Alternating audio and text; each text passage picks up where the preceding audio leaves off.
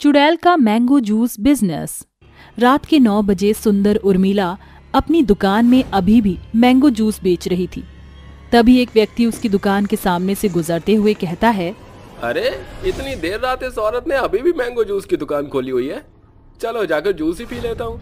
ये बोलकर वो आदमी उससे मैंगो जूस लेकर पीता है और कहता है, अरे आपने तो काफी अच्छा जूस बनाया है, एक गिलास और दे दीजिए। जी ये लीजिए। आपने बहुत ही अच्छा मैंगो जूस बनाया, इससे पहले मैंने ऐसा कभी भी नहीं पिया। ये लीजिए आपके पैसे। ये कहकर वो आदमी जूस पीकर चला जाता है, जिसके बाद एक बड़ी दाढ़ी वाला गुंडा उर्मिला की मैंगो जूस की दुकान पर आकर कहता है, एक मैंगो जूस का गिलास दे, और हाँ किशमिश काजू अच्छे से डाल कर दियो। जी साहब अभी देती हूँ। ये बोलकर उसे एक बड़े ग्लास में एक्स्ट्रा काजू बादाम डालकर मैंगो जूस दे देती है, जिसे पीने के बाद वो जाने लगता है। तभी उर्मिला उससे कहती है, साहब मेरे मैंगो जूस का पैसा तो दे दीजिए, 50 रुपए हो गए। क्या बोली तू?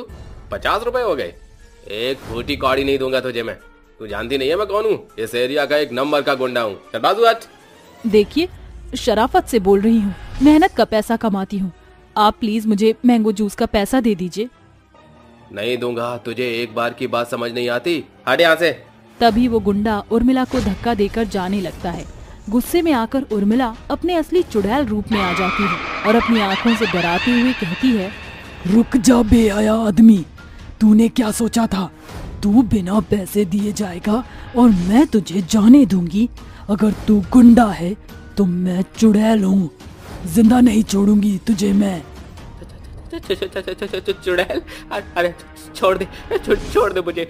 अरे गलती हो गई मुझसे, माफ कर दे। पैसे चाहिए ना, ये ले पैसे। अरे मुझे जाने दे। नहीं, अब मैं तुझे मार कर ही रहूंगी। ऐसा कहते ही चुड़ैल बेरहमी के साथ उसे मार डालती है, उसके सिर को धड़ से अलग कर देती है और कहती है, जो भी मुझसे बदतमीजी करेगा, मुझे मेरी मेहनत का पैसा नहीं देगा, उसे मैं मार डालूंगी। बड़ा आया फ्री का मैंगो जूस पीने वाला। इस तरह चुड़ैल इंसानी रूप में आ जाती है और अगले दिन भी मैंगो जूस की दुकान खोलकर जूस बेचती है। उसकी दुकान पर काफी लोग जूस पीने आते हैं, जिन्हें उसके हाथ का जूस बहुत पसंद होता है। लेकिन बेईमानी करने वाले इंसान को मार दिया करती थी। ऐसे ही सुबह के वक्त उसकी दुकान पर हरि प्रसाद आकर बोलता है, अरे ये दुकान यहाँ अचानक किसने लगा दी? बड़ी मुश्किल से तो उस औरत को हटाया था, अब इसकी भी खटिया खड़ी करता हूँ। अजी सुनिए, एक गिलास जरा मैंगो जूस तो देना। जी ये लीजिए। ये बोलकर उर्मिला उसे जूस देती है, जिसे पीने के बाद हरि प्रसाद के गले में बहुत दर्द होने लगता है और वो बड़ी मुश्किल से कहता है, ये तूने जूस में क्या मिलाकर पिलाया है? अरे मेरा गला बहुत दर्द हो रहा है एकदम से। मैंने तेरे मैंगो जूस में जहर मिला दिया है, जिसे पीकर तू तड़प तड़प के अभी मरने वाला है। अरे बोल गया क्या? कैसे तूने सरिता को मारा था? इसका मतलब तुम सरिता हो? तुमने जानबूझकर किया ना? हाँ मैंने किया। मैं जानती थी तुझसे अपनी आम के जूस की दुकान के आगे दूसरी आम जूस की दुकान देखी नहीं जाएगी, इसलिए मैंने यही दोबारा दुकान खोल ली। तुझसे बर्दाश्त नहीं हुआ और तू फिर यहाँ चला आया। नहीं, ये नहीं, ठीक नहीं, ये ठीक नहीं किया। मैं छोड़ूंगा नहीं तुझे। इतना कहते ही चुड़ैल हरि प्रसाद को तड़पा तड़पा कर मार डालती है। ऐसे ही जो भी दुश्मन उसकी दुकान को बंद करने के लिए भी आते थे, उसे वह बेरहमी के साथ मार डालती थी और कहती थी, मैंने अपना बदला हरि प्रसाद और वीरेंद्र से तो ले लिया, अब बचे कलवा और भीम। अब बस वो दोनों मिल जाए तो उन्हें भी खल्लास कर दूंगी। अपना भेष बदल कर वो मैंगो जूस बेचने लगती है। कुछ दिन बाद उसे वो कलवा और भीम को ढूंढते हुए नदी किनारे आकर डूबने की एक्टिंग करती है, जहां दोनों सुंदर स्त्री को देखकर बचा लेते हैं और कहते हैं, अरे आप ठीक तो है ना? नदी में कैसे गिर गईं?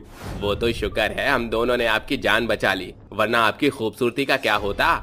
शुक्रिया, आपने मेरी जान बचा ली। मैं आपका उपकार कैसे करूं? ऐसा करिए, आप मेरी मैंगो जूस की दुकान पर आ जाइए, यहीं पास में है। उर्मिला चुड़ैल दोनों को अपने झांसे में फंसाकर अपनी दुकान पर बुलाती है और आम का जहर वाला जूस उन्हें पिला देती है, जिसे पीने के बाद दोनों तड़पते तड़पते मर जाते हैं और कहती है आज मेरा बदला पूरा हुआ, मार डाला उन्हें तड़पा तड़पा कर। बहुत स्त्रियों के पीछे जाने का शौक है ना, इसी लायक हो तुम दोनों। पास खड़ा बूढ़ा व्यक्ति चुड़ैल को उन दोनों को मारते हुए देख लेता है और कहता है, अरे तुम्हें शर्म नहीं आती? मासूम लोगों को जूस पिलाकर मार डाला। अरे अब तुम्हारी दुकान से कोई भी जूस नहीं पिएगा। वैसे भी तुम एक चुड़ैल हो। ये दोनों पापी इंसान आपको मासूम लग रहे हैं। आप नहीं जानते हैं इसने और इसके साथी ने मिलकर मुझे कितनी बेरहमी के साथ मार डाला। मैंने तो बस इनसे मौत के बदले मौत का हिसाब लिया है। ऐसा भी क्या हुआ था? 2 महीने पहले की बात है। अपने पति के मरने के बाद मैंने छोटी सी दुकान लगाकर मैंगो जूस की दुकान खोली, जिसके बाद धीरे धीरे लोगों को मेरे बनाया हुआ मैंगो जूस पसंद आने लगा। देखते ही देखते मैं मशहूर हो गई और मेरी दुकान बड़ी हो गई। आसपास के मैंगो जूस बेचने वाले लोगों से मेरी तरक्की देखी नहीं गई। फिर एक दिन वो भड़क कर मेरे पास आते हैं और कहते हैं, अरे हिम्मत कैसे हुई तेरी आम जूस की दुकान खोलने की? तुम्हारी वजह से हमारे आम जूस की बिक्री कम हो गई है। लोग हमारी दुकान पर नहीं आते। तुम्हारी वजह से हमारी आमदनी 1000 रुपए से 2 रुपए पर आ गई। बेहतर होगा तुम अपनी दुकान यहाँ से हटा लो। देखिए, आपको जो करना है कर लीजिए। मैं अपनी मेहनत से मैंगो जूस बेच रही हूँ और ये मेरा मौलिक अधिकार है। आपके कहने से मैं अपनी दुकान बंद नहीं करूँगी। ये सुनकर चारों उसकी दुकान से उल्टे पांव वापस आकर कहते हैं, ऐसे तो ये हमारा धंधा चौपट कर देगी। कुछ तो करना पड़ेगा। मैं तो कहता हूँ इसकी जूस की मशीन में गड़बड़ करके इसे मार डालते हैं, जिसे करंट खाकर ये मर जाएगी और किसी को पता भी नहीं चलेगा। चारों प्लान बनाकर अगले दिन सरिता की जूस की दुकान में छुप के ग्राइंडर मशीन के तार काट देते हैं, जिसके बाद जब सरिता आकर आम का जूस बनाती है तो उसे बेहद जोर का करंट का झटका लगता है और वो चिपक जाती है। इसी बीच उसकी मौत हो जाती है। उसकी मौत की खबर से चारों खुश होकर अपने आम के जूस का बिजनेस फिर से करने लगते हैं। इसलिए मैंने उन चारों से अपना बदला लिया। आप तो मेरा विश्वास करेंगे नहीं, इसलिए मैं अब आपको भी मार डालूंगी। ये तुम कैसी बातें कर रही हो? अरे छोड़ दो मुझे। नहीं, मरना होगा आपको भी। मुझे अपनी जान बचानी होगी। इस जूस की मशीन से ही इसे इतना प्यार है ना, इसी को ही जला देता हूँ। बूढ़ा व्यक्ति अपनी जान बचाने के लिए आसपास देखता है, जहाँ एक आदमी खुशकिस्मती से मिट्टी का तेल लेकर जा रहा था। वो बूढ़ा व्यक्ति उसके हाथ से मिट्टी का तेल लेकर जल्दी से उसकी मशीन पर डाल देता है और माचिस की सहायता से आग लगा देता है। जूस की मशीन के साथ चुड़ैल की रूह भी जलने लगती है और हमेशा के लिए वो गायब हो जाती है, जिसके बाद उस बूढ़े व्यक्ति की जान में जान आती है। भूतिया पति की प्रेग्नेंट पत्नी। कहाँ रह गए महेंद्र? अब तक तो उन्हें आ जाना चाहिए था। अब तक कोई फोन भी नहीं किया इन्होंने। नीलम के गर्भावस्था के 2 महीने बीत चुके थे और उसका पति महेंद्र आज शहर से घर लौटने को था। अचानक आधी रात नीलम का दरवाजा जोर जोर से बजने लगता है, जिस कारण उसकी नींद खुलती है और वो कहती है, आधी रात को दरवाजे पर कौन है? दरवाजा तोड़कर अंदर आने का इरादा है क्या? खोल रही हूँ। नीलम जैसे ही दरवाजा खोलती है तो चौखट पर उसका पति महेंद्र खड़ा होता है। वो बिना कुछ कहे अंदर घुस जाता है और नीलम कहती है, आप तो सुबह ही आने वाले थे ना, फिर इतनी देर कैसे हुई आपको? और आप नजरें नीचे करके क्यों बात कर रहे हैं? ऐसा पहले तो नहीं किया आपने। कभी कभी ना चाहकर भी बदलाव आ ही जाता है। क्या मतलब है आपका? अरे छोड़ो ये, देखो मैं तुम्हारे होने वाले मुन्ने के लिए ढेरों तोहफे लेकर आया हूँ। अभी इसकी क्या जरूरत थी? अभी सिर्फ 2 महीने पूरे हुए हैं। कहते हैं कि बच्चे की किलकारियाँ गूंजने से पहले ये सारी चीजें नहीं खरीदनी चाहिए, अनहोनी होती है। नीलम, कभी कभी अपने साथ हुए अनहोनी को हम चाहकर भी नहीं बयान कर पाते। जब से आप शहर से लौटे हैं बड़ी अजीब सी बातें कर रहे हैं। कुछ परेशानी है क्या? नीलम, तुम सिर्फ मुझे जल्दी से हमारा बच्चा दे दो, यही मेरी जीवन की सबसे बड़ी खुशी होगी। महेंद्र घुटनों के बल जमीन पर बैठकर नीलम के पेट को चूमते हुए कहता है, मेरे लाल, जल्दी से अपने माँ की कोख से निकलकर अपने पिता की गोद में आजा बेटा। थोड़ी ही देर में सवेरा हो जाता है और नीलम कहती है, जब से शहर से लौटे हैं तब से आप घर में ही बैठे हुए हैं। अरे थोड़ा गांव हॉल्ट घूम आइए, अच्छा लगेगा। वो उसकी बात को अनसुना करके चादर तानकर सो जाता है। रात होने पर नीलम कहती है, आज मैंने आपका मनपसंद खाना बनाया है, खाइए। महेंद्र बेमन से खाना खाकर कमरे में चला जाता है। तभी नीलम की नजर अचानक सामने टंगे आईने में देखकर उसके रोंगटे खड़े हो जाते हैं और वो कहती है, पापा भूत, क्या मेरी आंखें जो देख रही हैं वो सच है या भ्रम? क्या महेंद्र मर चुके हैं? महेंद्र बिछौने पर लेटकर आंखें बंद कर लेता है और आधी रात के सन्नाटे में चमगादड़ों की शोर सुनकर भूत अपने भयानक रूप में आकर दरवाजे से बाहर निकलकर खूनी आंखों से आसमान में ताकता है। तभी नीलम दरवाजे के पीछे छुपकर अपने पति को हैवान बना देखकर कहती है, इसका मतलब मैंने जो शीशे में देखा वो मेरी आंखों का भ्रम नहीं बल्कि सच था। आकाश के परिंदों, बंद करो ये शोर। अगर तुम लोगों की शोर से मेरी बीवी या होने वाले बच्चे की नींद खुली तो तुम्हारा नामो निशान मिटा कर रख दूंगा। पंछी लगातार चहचहाते हैं, जिसके बाद भूत दहाड़ते हुए जमीन पर पांव पटक कर कहता है, मरोगे तुम सब, मरोगे। भूत जैसे अपनी डरावनी खूनी आंख आसमान की ओर उठाता है, सभी पंछी चहचहाते हुए धूल के तिनकों की तरह जमीन पर तड़प कर गिरने लगते हैं और भूत कहता है, इंसानी मांस न सही तो पंछियों का मांस ही सही, इन्हें खाकर मैं अपनी भूख मिटाऊंगा। अपने भूतिया पति को हैवान में बदला देखकर नीलम के हाथ पांव ठंडे पड़ जाते हैं और वो बिस्तर पर जाकर आंखें बंद कर लेती है। तभी भूत कहता है, मेरा मुन्ना, और कितना इंतजार करना पड़ेगा तेरे भूतिया पिता को? नीलम डर कर थर्राते हुए उठकर कहती है, दूर हटो, मत छूना मुझे और मेरे बच्चे को भी। तो मेरे भूत होने का सच तुम्हारे सामने आ ही गया। तुम्हें मैंने कहा दूर हटो। अपने पति से इतना क्या डरना नीलम, आहिस्ता, वरना पीछे गिर जाओगी तो हमारे होने वाले बच्चे को चोट लग जाएगी। मेरे पति का रूप लेने वाले हैवान, कौन है तू? कहाँ है मेरे पति? सब कुछ समझाता हूँ, बैठो। महेंद्र और नीलम की शादी बड़े ही साधारण तरीके से हुई थी। महेंद्र अपनी पत्नी नीलम को घर लाकर कहता है, नीलम, मैंने इस घर को ईंट पत्थर से बनाया है, लेकिन अब तुमको इस घर को अपने प्यार से संजो कर स्वर्ग बनाना है। तुम ही मेरी दुनिया हो। अब आप और मैं, हम हैं और ये हमारा घर संसार है।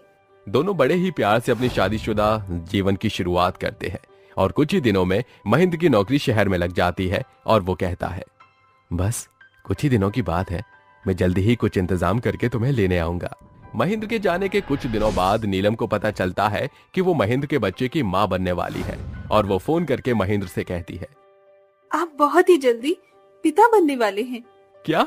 सचमुच? नीलम, ये मेरे जीवन की सबसे बड़ी खुशखबरी है। मैं कल ही गांव आ रहा हूँ। महेंद्र अपनी कमाई को लेकर ट्रेन में बैठ जाता है और एक गुंडा उसके पीछे लग जाता है और बोगी खाली देखकर वो कहता है, चल चाले, बिना माथा बच्चे के रोकड़ा निकाल दे। नहीं, मेरी बीबी माँ बनने वाली है।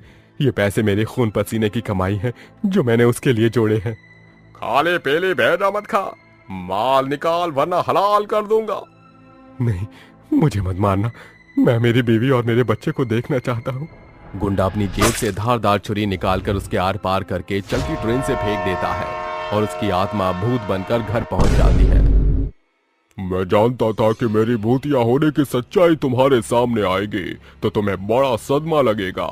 मैं सिर्फ अपने होने वाले बच्चे का मुंह देखने के लिए यहाँ वापस लौटा हूँ।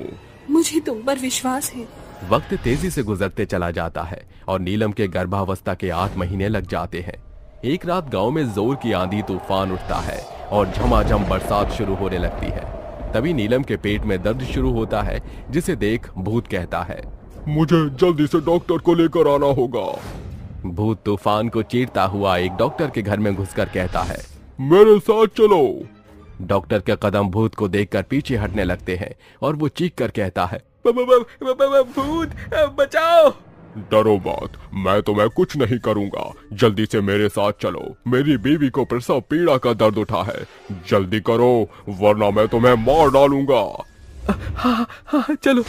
डॉक्टर उसके घर आकर उसकी बीवी का चेकअप करके कहता है, ये डिलीवरी पेन नहीं है, अभी बच्चे के जन्म लेने ने कुछ दिन और बचे हुए हैं। मेरा बच्चा ठीक तो है ना? बोल डॉक्टर। हाँ, जच्चा और बच्चा दोनों सही है। अभी मैं चलता हूँ। डॉक्टर पूरे गांव में जाकर भूत की खबर फैला देता है और गांव के लोग एकजुट होकर नीलम के घर आकर कहते हैं, मतलब उस डॉक्टर का कहा सच निकला। भगवान, ये दानव खुलेआम हमारे गांव में इतने दिनों से घूम रहा था। इस नीलम ने अपने भूतिया पति की सच्चाई हम सभी से छुपाई है।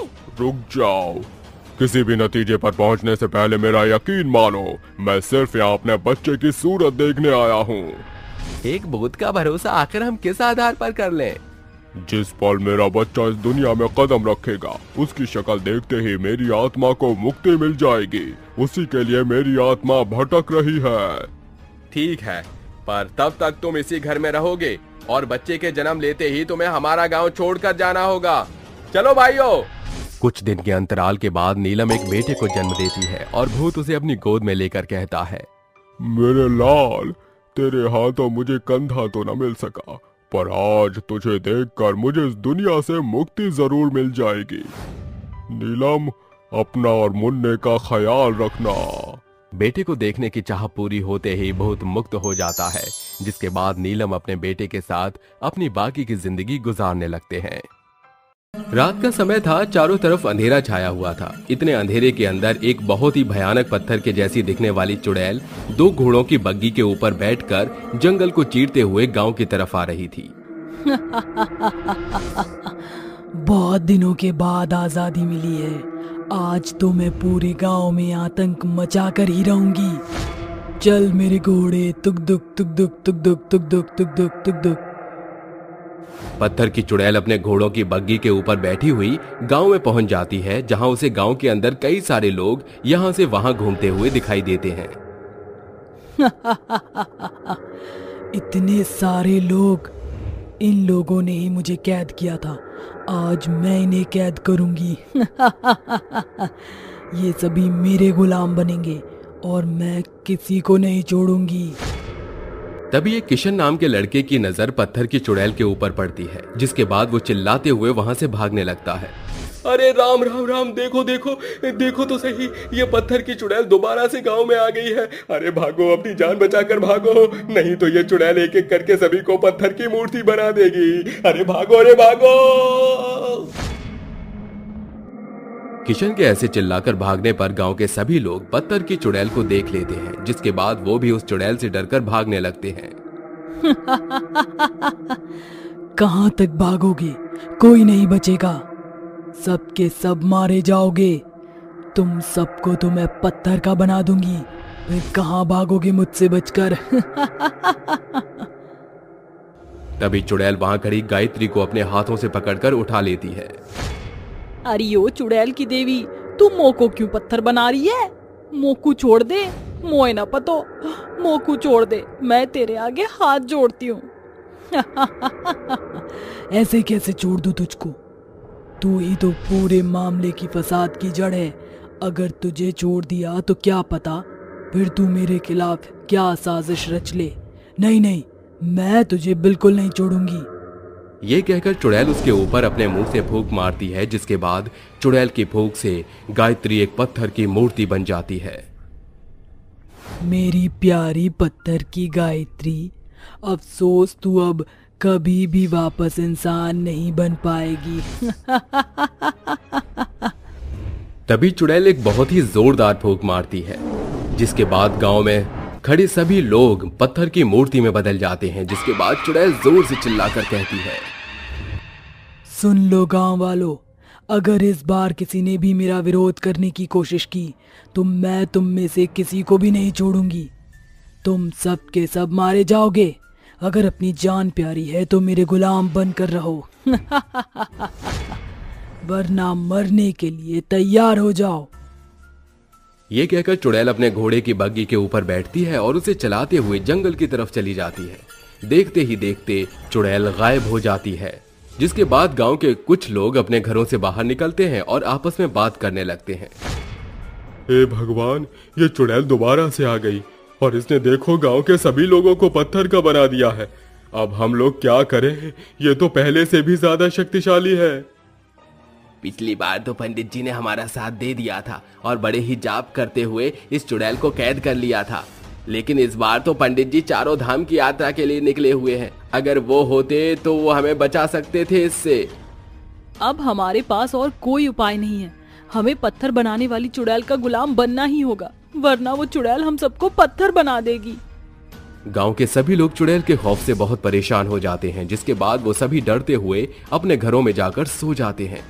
जैसे ही अगले दिन सुबह होती है, चुड़ैल अपना एक गुलाम भेजती है जिसके हाथ में एक बहुत बड़ी तलवार और शरीर पर एक सैनिक वाले कपड़े होते हैं। वो चुड़ैल का गुलाम सब लोगों को चुड़ैल का आदेश देता है। पत्थर की चुड़ैल ने तुम्हारे लिए संदेश भेजा है। तुम सभी को उसके लिए एक किला बनाना होगा जो जंगल की नदी के किनारे बनेगा। तुम सबके पास केवल 1 घंटा है, जल्दी से नदी किनारे पहुंच जाओ। अगर नहीं पहुंचे तो तुम्हारे साथ अच्छा नहीं होगा, और जो भी चुड़ैल की बगावत करेगा चुड़ैल उसे पत्थर का बना देगी। ये कहकर गुलाम वहां से चला जाता है, जिसके बाद गांव वालों को न चाहते हुए भी चुड़ैल का किला बनाने के लिए नदी किनारे जाना पड़ता है, जहां चुड़ैल अपने घोड़े के ऊपर बैठकर गांव के लोगों से कहती है, देखो गांव वालों, मेरा किला सबसे बड़ा और सबसे मजबूत होना चाहिए। मैं कई देशों पर राज करूंगी। तभी उनमें से एक राजू नाम का लड़का चुड़ैल से आकर कहता है, चुड़ैल, हम तेरे गुलाम नहीं हैं। तू हमें अपना गुलाम क्यों कर रही है? हमें छोड़ दे और जाने दे। अगर पंडित जी आ गए तो तेरा वो हाल करेंगे जो तूने कभी सपने में भी नहीं सोचा होगा। बहुत बहादुरी दिखाई तूने, लेकिन मेरे खिलाफ बगावत करने का नतीजा अब तुझे भुगतना होगा। तभी चुड़ैल अपने मुंह से राजू की तरफ एक फूंक मारती है, जिसके बाद राजू एक पत्थर की मूर्ति में बदल जाता है, जिसे देखकर गांव के सभी लोग बहुत बुरी तरह डर जाते हैं और चुपचाप से चुड़ैल के लिए उसकी मनपसंद का किला बनाने लगते हैं। चुड़ैल कई दिन तक गांव के लोगों के ऊपर अत्याचार करने लगती है और उन्हें भूखा प्यासा रखती है, और जो काम सही से नहीं करता वो उसे पत्थर का बना देती है। जल्दी जल्दी करो, नहीं तो तुम्हारा वो हाल करूंगी जो तुमने कभी सपने में भी नहीं सोचा होगा। चुड़ैल के अत्याचार से गांव के सभी लोग बहुत ज्यादा परेशान थे, जिसके बाद एक दिन रात को गांव के सभी लोग चुड़ैल का सामना करने के लिए कोई उपाय निकालते हैं। हम लोग हाथ पर हाथ धरकर नहीं बैठ सकते, हमें कुछ तो करना ही होगा। जैसे ही चुड़ैल का किला पूरा बन जाएगा, चुड़ैल हमें पत्थर का बना देगी। सही कहा तुमने, लेकिन हम करें क्या? उसे जला नहीं सकते क्योंकि वो पत्थर की है। मैंने सुना है जो भी चुड़ैल दोबारा से जन्म लेती है वो अपनी जान किसी चीज में छुपा देती है। क्या पता उस पत्थर की खदान में भी अपनी जान को किसी चीज में छुपा दिया हो। हाँ, तुमने सही कहा, मुझे भी ऐसा लगता है। उस पत्थर की चुड़ैल के गले में एक लॉकेट है जिसके अंदर रेगिस्तान की रेत भरी हुई है। मुझे लगता है कि शायद उसकी जान उस रेत की मिट्टी में है। हमें उसके उस लॉकेट को चुराना होगा। ठीक है, इस काम को मैं करूंगा। इस बार उस चुड़ैल को मैं हमेशा के लिए इस गांव से भगा कर ही रहूंगा। किशन चुड़ैल के गले से लॉकेट को चुराने के लिए उसकी गुफा में पहुंच जाता है, जहां वो आराम से सो रही होती है। वो देखता है कि चुड़ैल ने अपने लॉकेट को गले से उतार कर एक पिंजरे के अंदर ताला लगाकर उसे कैद कर रखा है। किशन बहुत पतला था और उसका हाथ आसानी से उस पिंजरे के अंदर चला जाता है, जिसकी मदद से वो लॉकेट को निकाल लेता है और वहां से भाग जाता है। जिसके बाद वो नदी किनारे पहुंच जाता है, जहां गांव के सभी लोग इकट्ठे होते हैं। मैं चुड़ैल का लॉकेट ले आया हूं, अब हम इसका क्या करें? इसे वापस मुझे लौटा दो, वरना अच्छा नहीं होगा। पत्थर की चुड़ैल को देखकर गांव के सभी लोग बहुत ही बुरी तरह डर जाते हैं और किशन की आंखें डर के मारे बहुत बड़ी हो जाती हैं। लेकिन फिर भी वो हिम्मत करता है और उस लॉकेट को तोड़कर नदी के अंदर फेंक देता है, जिसके बाद उस लॉकेट की अंदर की मिट्टी नदी में बह जाती है। अरे नहीं, ये तुमने क्या किया? ये तुमने अच्छा नहीं किया, तुम्हें इसकी सजा जरूर मिलेगी। चुड़ैल कुछ कर पाती इससे पहले चुड़ैल अपने लॉकेट के साथ साथ नदी के अंदर ही बहकर हमेशा के लिए चली जाती है और गांव के जितने भी लोग मूर्ति के रूप में बदले हुए थे वो वापस से इंसान बन जाते हैं। शाम के 6 बजे थे, साफ मौसम था। बच्चे पेड़ के नीचे खेल रहे थे। 3 भैंसें मजे से चारा चर रही थी कि अचानक तेज आंधी चलने लगती है। बादल बिल्कुल काले हो जाते हैं। मौसम के रुख बदलने से सब अपने घर में घुस जाते हैं। वहीं बंधी हुई तीनों भैंस हाहाकार मचाने लगती हैं। तभी भैंस के आगे चुड़ैल आ जाती है और हंसकर कहती है, आखिर मैं भैंसों को चुराने आ गई। आज तो मैं इसे लेकर ही जाऊंगी और फिर इनका मीठा मीठा दूध पीऊंगी। भैंस अभी उस चुड़ैल को देखकर जोर जोर से आवाज निकाल रही थी और उससे भागने की कोशिश कर रही थी। इतने में उस भैंस की मालकिन ममता आ जाती है और कहती है, अरे अरे, ये मेरी भैंसिया इतना मिचमिचा क्यों रही है? शांत हो जा, शांत। वो इसलिए मिचमिचा रही है क्योंकि उन्होंने चुड़ैल को देख लिया है। चुड़ैल? अरे अब समझ आया, मेरी भैंसिया क्यों मिचमिचा रही थी। बचाओ बचाओ, भागो यहाँ से। अब तो भी मिचमिचाई ना मोटी, मुझे देखकर तेरी तो हो गई ना ऐसी तैसी। तू भी तो मोटी है, मोटी चुड़ैल भैंस कहीं की। क्या बोला तूने मुझे? तेरी तो। ऐसा बोलकर वो मोटी ममता भाग जाती है। तुझे तो मैं बाद में देखूंगी मोटी कहीं की। पहले मैं अपनी भैंसों को ले जाऊं यहाँ से। इतना कहते ही चुड़ैल उसकी तीनों भैंसों को चुराकर ले जाती है। कुछ देर बाद एकाएक करके सारी भैंसों का दूध निकालकर पीने लगती है। दूध पीकर वो मोटी हो जाती है और डकार मारकर कहती है, अब आया ना मेरे दिल को चैन। वाह, कितना मजेदार भैंसिया का दूध था। कुछ दिनों तक चुड़ैल उन भैंसों को चारा खिलाती है, नहलाती धुलाती, उनका अच्छे से ख्याल रखती है। ऐसे ही एक शाम थक कर वो कहती है, हाय राम, मैं तो थक गई रे भैंसों को ढूंढते ढूंढते। आज तो मुझे ज्यादा दूध चाहिए। मैं बेचारी शाकाहारी चुड़ैल किस इंसान को मारकर खाऊंगी? या उसका खून पीऊंगी या उसे नोचूंगी? मुझसे ये सब नहीं होता। मैं तो बस मेरी भैंसियाओं को चुराऊंगी और उनका दूध पीऊंगी। ये बोलकर वो भैंस का दूध पीने के लिए जैसे ही झुककर उसे पकड़ती है, तभी उसे वो भैंस एक लात मार देती है, जिस वजह से वो कहती है, अरे राम रे, इस भैंसिया की इतनी हिम्मत! इसने मुझे दूध पीने से रोका, अब तो पीकर ही रहूंगी। ऐसा कहते ही वो चुड़ैल उस भैंस को पकड़ने भागती है। तभी वो भैंस भी चालाकी दिखाते हुए भाग जाती है। भैंस काफी आगे तक चली जाती है। दोनों भैंसें भी गायब हो जाती हैं। चुड़ैल गांव में और भैंसों को चुराने के लिए निकल जाती है। एक तबेले में 4 भैंसें चर रही थीं। चुड़ैल उसे भी रातों रात चोरी करके ले आती है। तभी उन भैंसों का मालिक भैंसों को तबेले में न देखकर सिर पीटते हुए कहता है, अरे राम राम, अरे बर्बाद हो गया मैं। कहाँ चली गई मेरी चारों के चारों भैंसें? किसने मेरी भैंसों को चुरा लिया? इस तरह चुड़ैल लोगों की भैंसों की चोरी करके उन्हें इकट्ठा करके उनका दूध पिया करती थी। वहीं गांव में उन भैंसों का मालिक चिल्ला चिल्ला कर अपनी भैंसों का रोना गाता है, अरे कोई तो लाओ मेरी भैंसों को वापस। अरे मैं तो लुट गया, बर्बाद हो गया। मेरा तो खर्चा पानी बंद हो जाएगा। अब मैं कैसे दूध निकाल कर बेचूंगा रे? अरे क्या हुआ भाई साहब, क्यों इतना चीख रहे हो? कहाँ चली गई तुम्हारी भैंस? अरे क्या बताऊं लाजवंती, अरे रातों रात भैंसें चोरी हो गई, पता नहीं कौन ले गया। क्या तुम्हारी भी भैंसें चोरी हो गई हैं? कल शाम को मेरी पड़ोसन की भैंस भी चोरी हो गई। आखिर ये सब कर कौन रहा है? मुझे अपनी सारी भैंसें चाहिए, इसका तो मैं पता लगा कर ही रहूंगा।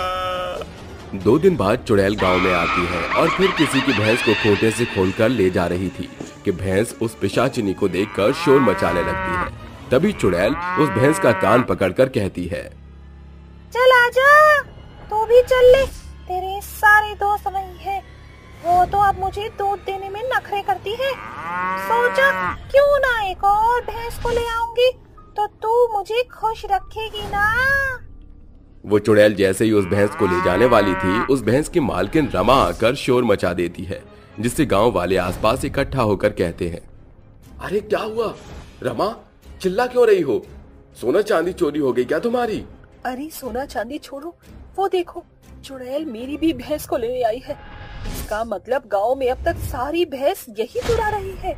अरे ये तो चुड़ैल है, पकड़ लो, इसे जल्दी से पकड़ो। अरे जल्दी से कोई गंगा जल लेकर आओ। ये बोलकर चुड़ैल कुछ लोगों को मारने लगती है, लेकिन तभी कोई गंगा जल लाकर चुड़ैल के ऊपर डाल देता है, जिससे उसकी शक्तियां कमजोर हो जाती हैं और गांव वाले उसे एक पेड़ से बांध देते हैं। होश में आने के बाद चुड़ैल बौखला जाती है। खोलो मुझे, मैंने बोला खोलो, वरना एक एक को मार डालूंगी। मुझे मेरी भैंस के पास जाने दे, मेरी भूख का टाइम हो गया है। अरे ज्यादा चिल्ला मत भैंस चुराने वाली चुड़ैल। ये बता, उन लोगों की भैंस चुराकर उनसे उनकी दैनिक आमदनी क्यों छीनी तूने? जानती है ना, ये सब अपने भैंस का दूध बेचकर ही अपना जीवन चलाते हैं। बता तूने क्यों किया ये सब, वरना हम तेरे ऊपर गंगा जल डाल देंगे। नहीं नहीं, ऐसा मत करना, मैं बताती हूँ। कुछ समय पहले की बात है, मेरे घर में 3-4 भैंसें थी। मैं बहुत प्यार करती थी उनसे, उनको नहलाना धुलाना, टाइम पर चारा देना, उनके साथ खेलना, बातें करना, सब अच्छा लगता था मुझे। एक दिन मेरी भैंसों की खूंटे से गांठ खुल गई, न जाने कैसे, और वो मुझे छोड़कर चली गई। मैं इधर उधर भागने लगी अपनी भैंस को ढूंढने के लिए। तभी एक पड़ोसन बोली, अरे निर्मला, तू इतनी मोटी हो गई है, इन भैंसों का दूध पी पी कर अब कैसे भागेगी? ऐसा कर, एक रिक्शा कर ले। तू ज्यादा मत बोल पार्वती, मैं जानती हूँ तू मुझसे और मेरी भैंसों से जलती है। अरे भैया, तुझ जैसी भैंस पालने वाली आज तक मैंने नहीं देखी। अरे लोग भैंस का दूध बेचते हैं, लेकिन तू तो 4-4 भैंस का ताजा दूध निकालकर अकेली ढकोस कर पी जाती है, तभी खुद भी भैंस जैसी हो गई है। हाँ, तो तेरे बाप का क्या जाता है? तेरी भैंस का दूध तो नहीं पी रही ना? निर्मला अपनी पड़ोसन को सुनाकर अपनी भैंस को ढूंढने चली जाती है। तभी बहुत तेज बारिश होती है, लेकिन वो फिर भी ढूंढना नहीं छोड़ती। तभी आगे जाकर उसे अपनी एक भैंस दिखाई देती है। वो उसके पास जा रही थी कि आसमान से जोर से बिजली कड़कती है। आंधी की वजह से खंभा गिर जाता है, जिससे सड़क पर इकट्ठे पानी में करंट आने लगता है। अपनी भैंस के पास जाते ही करंट लगने से उसकी मृत्यु हो जाती है। उसके बाद मैंने भैंसों को चुराना शुरू कर दिया, क्योंकि मैं खाने से ज्यादा भैंसों का दूध पीकर जीती थी।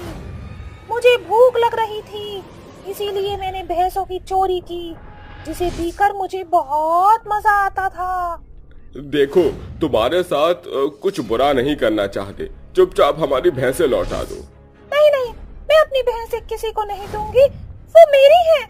लगता है गांव वालों ये चुड़ैल ऐसे नहीं मानेगी। जल्दी से तांत्रिक बाबा को बुलाओ। कुछ देर में तांत्रिक बाबा आते हैं और विधि करके ध्यान लगाते हैं। ओम ह्रीं क्लीं भट्ट स्वाहा, चुड़ैल मृत्युम बंधक मृतम, आलतू जलालतू, सारी भैंस कहाँ है बता तू। तांत्रिक इतना कहते ही ध्यान लगाता है तो उसे भैंसों का पता चल जाता है, जिसके बाद वह खूब मंत्रोच्चारण करके चुड़ैल पर भस्म डालता है। फिर उसे एक बोतल में बंद कर देता है और कहता है, आपकी सारी भैंसें पहाड़ के पीछे वाले तबेले में हैं। आप सब जाकर अपनी भैंसें वहां से ले आइए और मैं इस चुड़ैल को ठिकाने लगा देता हूँ। राम और कंजूस चुड़ैल। शाम की संध्या आरती कर दमयंती और मोहन जंगल के रास्ते होते हुए घर लौट रहे थे। उन दोनों की नई नई शादी हुई थी, इसलिए दोनों भगवान राम का आशीर्वाद लेने उनके मंदिर गए हुए थे। तभी अचानक से उनके सामने एक भयंकर चुड़ैल आ जाती है, जिसे देखकर दोनों डर जाते हैं और दमयंती डरते हुए बोलती है, हे राम जी, चुड़ैल, ये चुड़ैल है। डरो मत, राम राम बोलो, क्योंकि अब तुम्हारा राम नाम सत्य होने वाला है। अरे चुड़ैल जी, हमने आपका क्या बिगाड़ा है? हम तो भले मानुस हैं, जाने दो हमें यहाँ से। अभी तो हमारी नई नई शादी हुई है, अभी तो हमने एक साथ जिंदगी के हसीन पल भी नहीं बिताए हैं। मत मारो हमें। अब अपना ये गठबंधन ऊपर जाकर निभाना, क्योंकि मैं तुम्हारा राम नाम सत्य करने वाली हूँ। इतना बोलकर चुड़ैल उन दोनों को गला काट कर उन्हें मार देती है। इस हादसे को भी कुछ दिन बीत जाते हैं और फिर एक दिन 3 दोस्त कार में सवार होकर गांव जा रहे होते हैं, जिनमें 2 तो अंग्रेज होते हैं और एक उसी गांव का रहने वाला रोहित होता है। लेकिन उन्हें गांव पहुंचने में शाम हो जाती है। तभी एडमिन बोलता है, Do you know George? Village is so beautiful. Yes, I know that admin. I had decided मैं इस गांव में घूमेगा और रोहित हमको घुमाएगा। By the way, मैंने सुना है इस गांव में एक बहुत ही प्रसिद्ध राम जी का टेम्पल है, तो क्या रोहित तुम हमको टेम्पल का दर्शन करवाएगा? अरे व्हाई नॉट गाइस, बस पहले हम गांव तो पहुंच जाएं, फिर उसके बाद मैं तुम्हें अपना पूरा गांव घुमाऊंगा। तीनों आपस में बात करते हुए अपनी मंजिल की ओर बढ़ रहे होते हैं और जैसे ही उनकी कार गांव के जंगल वाली सड़क पर जाती है तभी अचानक से उनके सामने चुड़ैल आ जाती है। चुड़ैल को देखकर एडमिन बोलता है, oh my God, this is which. अरे ये गोरी चमड़ी वाला तो अंग्रेजी बकैती बोल रहा है, इन्हें मारने में तो और भी मजा आएगा। इस चुड़ैल से तो अब सिर्फ हमें भगवान राम ही बचा सकते हैं। सभी उनका नाम लो। Lord Ram, please save us, please help us, Ram Ram Ram. सभी को राम का नाम लेता देख चुड़ैल को बहुत गुस्सा आ जाता है और वो उनकी कार को उठाकर हवा में फेंक देती है। कार हवा में उड़ता हुआ धरती पर गिरता है और तीनों जख्मी हालत में कार से बाहर निकलकर भागने लगते हैं। तभी चुड़ैल बोलती है, भागो जहाँ तक भाग सकते हो, मैं तुम्हें दौड़ा दौड़ा कर तड़पा तड़पा के मारूंगी। तभी चुड़ैल हवा में उड़ते हुए एडमिन को पकड़ लेती है और एडमिन बोलता है, What's my fault? Why are you killing me? Help me, please help me. अब तुझे मुझसे कोई नहीं बचा सकता, तू मरने वाला है, और ले मेरे सामने भगवान का नाम। इतना बोलकर चुड़ैल एडमिन का गला काट कर उसे मार देती है, जिसके बाद चुड़ैल अपना अगला शिकार जॉर्ज और रोहित को बनाती है और उनके पीछे जाती है। तभी रोहित को मंदिर दिखता है और वह उसके अंदर घुस जाता है, लेकिन जॉर्ज मंदिर की सीढ़ियों पर ही होता है। तभी चुड़ैल वहां आती है और उसका पैर पकड़ उसे घसीटते हुए वहां से ले जाकर मार देती है। तभी रोहित बोलता है, उसने मेरे दोनों ही दोस्तों को मार डाला, अब मैं क्या करूँगा? रोहित को रोता हुआ देख मंदिर के पुजारी वहां आते हैं और उससे बोलते हैं, क्या हुआ बेटा, तुम रो क्यों रहे हो? वो पुजारी जी, हम जंगल के रास्ते से गांव आ रहे थे और तभी उस चुड़ैल ने आकर मेरे दोनों दोस्तों को मार डाला। बड़ी मुश्किल से मैं यहाँ जान बचा कर आया हूँ, मेरी मदद करिए। तुम घबराओ मत बेटा, मैं तुम्हारी मदद करूंगा। जिसके बाद पंडित मंत्र पढ़कर चुड़ैल को आने का आवाहन देता है और चुड़ैल वहां आकर बोलती है, क्यों बुलाया है तूने मुझे यहाँ पंडित? क्यों तू मासूम लोगों को मार रही है? आखिर क्या बिगाड़ा है इन्होंने तेरा? तू क्या मेरा कर्मदाता लग रहा है जो मैं तेरे पूछने पर तुझे सब कुछ बता दूंगी? जा मूर्ख पंडित, मैं तुझे कुछ नहीं बताती। चुड़ैल की बात सुनकर पंडित को बहुत तेज गुस्सा आता है और वह बोलता है, तो फिर तू ऐसे नहीं बताएगी, रुक तुझे अभी सबक सिखाता हूँ। इतना बोलकर पंडित चुड़ैल के ऊपर भभूति फेंक देता है, जिससे चुड़ैल जलने लगती है और बोलती है, रुक जा पंडित, मैं तुझे सब बताती हूँ। सोनपुर गांव में उर्मिला अपने पति मोहन के साथ रहती थी। वैसे तो उर्मिला बहुत ही धनी थी, पर स्वभाव से एकदम कंजूस युवती थी। तभी उसका पति बोलता है, अरे भगवान, बहुत भूख लगी है, नाश्ता लगा दो जल्दी से। अभी लाई जी, बस 2 मिनट सब्र करिए। थोड़ी देर बाद उर्मिला खाना लाकर मेज पर रख देती है। खाने को देखकर उसका पति मन ही मन सोचता है, क्या बात है, आज इसने मुझे इतने प्यार से खाना लाकर दे दिया, वो भी बिना कुछ बोल। खोल कर देखता हूँ खाने में क्या है। इतना सोचकर मुकेश खाने पर से ढक्कन हटाता है और खाने को देखकर बोलता है, अरे घर में सब्जियों का अकाल पड़ गया था क्या, जो तुम मुझे खाने को सूखी रोटी और प्याज दे रही हो? इसे खाकर मेरे शरीर को कितना पोषण मिलेगा और मैं काम कैसे करूँगा?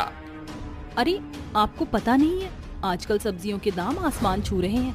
कुछ दिनों बाद ये सब्जियां सुनार की दुकान पर बिकने लगेंगी, इसलिए मैंने सोचा है आज से हम यही खाना खाएंगे। हे भगवान, इस औरत को कोई सद्बुद्धि दे।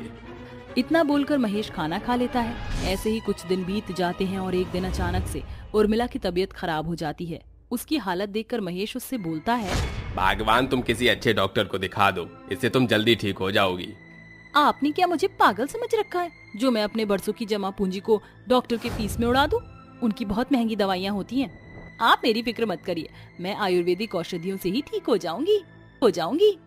तुम्हारी ये कंजूसी कहीं एक दिन तुम्हारी जान न ले ले। जिसके बाद और उर्मिला जंगल जाती है और वहाँ से कुछ जड़ी बूटियाँ तोड़कर ले आती है और उन्हें पीस कर पी जाती है।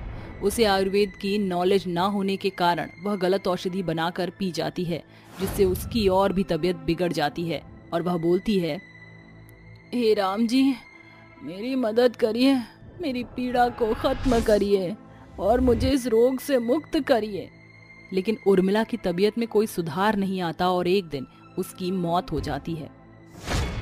मैं अपने आखिरी सांस तक भगवान राम का नाम जपती रही, लेकिन उन्होंने मेरी सहायता नहीं की और उन्होंने मेरा ही राम नाम सत्य कर दिया। इसलिए मैं मरकर एक चुड़ैल बन गई और उनके मानने वालों को मारने लगी। तो इसमें भगवान का क्या दोष है? तू अपने कंजूसी की वजह से मरी। अगर तूने वक्त रहते ही डॉक्टर से इलाज करवा लिया होता तो आज तू जिंदा होती। अब तो लोगों को मारना बंद कर और यहाँ से चली जा। नहीं, मैं यहाँ से कहीं नहीं जाऊंगी। जब तक मैं राम के मानने वालों का सर्वनाश ना कर दूं, मैं यहाँ से नहीं जाऊंगी। और तू मुझे ऐसा करने से नहीं रोक सकता पुजारी, क्योंकि मैं तुझे मारने वाली हूँ। इतना बोलकर चुड़ैल जैसे ही पुजारी के ऊपर हमला करने वाली होती है, तभी पुजारी हाथ जोड़कर आंख बंद कर भगवान राम को याद करने लगता है। तभी राम जी की मूर्ति से तेज रोशनी निकलती है और राम जी प्रकट होते हैं और चुड़ैल के ऊपर अपने धनुष से प्रहार करते हैं, जिससे चुड़ैल वहीं जलकर राख हो जाती है। तभी पुजारी बोलता है, प्रभु श्री राम हमारी मदद करिए, हमें इस विपदा से दूर कीजिए। साक्षात आपके दर्शन पाकर हम तो धन्य हो गए प्रभु, और आपने हमें संकट से बचाया, उसके लिए हम आपको कोटि कोटि नमन करते हैं। हमेशा याद रखना, बुराई पर अच्छाई की जीत होती है, और जब भी दुनिया पर संकट आएगा मैं स्वयं आऊंगा और उनका विनाश करूंगा।